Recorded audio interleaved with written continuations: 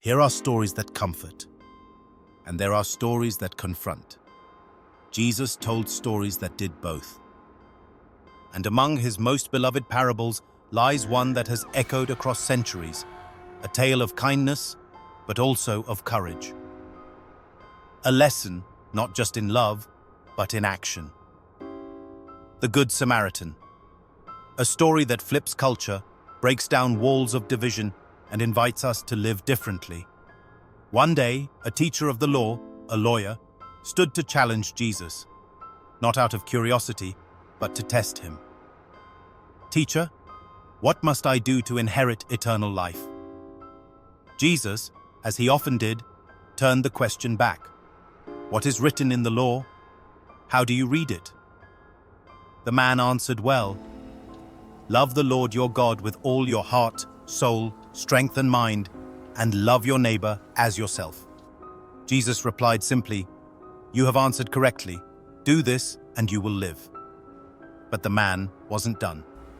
Wanting to justify himself, he asked, "And who is my neighbor?" It was a question loaded with pride and prejudice. Jesus didn't answer directly. Instead, he told a story. A man was going down from Jerusalem to Jericho. This was no gentle path. The road was treacherous, steep, rocky, infested with bandits who hid among the cliffs.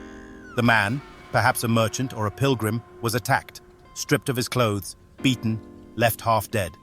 He lay in the dust, bleeding, barely breathing. He needed help. And then, someone approached. A priest, a holy man, one who served in the temple. He saw the man, but crossed to the other side. Perhaps he feared defilement. Perhaps he was too busy. Perhaps he didn't care. Then a Levite, another religious figure, a keeper of the law. He too saw the man, and he too walked away. Two leaders, two who knew the scriptures, two who should have helped, and yet no compassion, no action, religion without mercy. Then came a Samaritan. The listeners must have gasped. Samaritans and Jews hated each other. There was centuries of tension, insult, and division. But this man, this foreigner, stopped. He saw not a Jew, not an enemy, but a human being in need.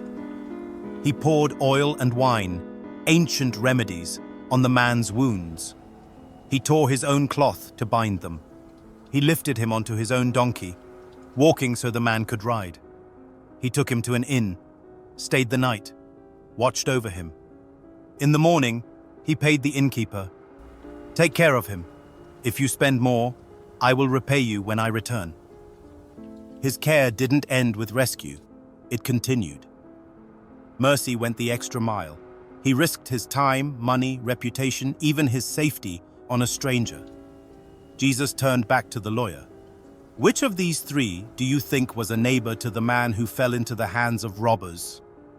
The lawyer replied, unable even to say Samaritan, "The one who showed mercy."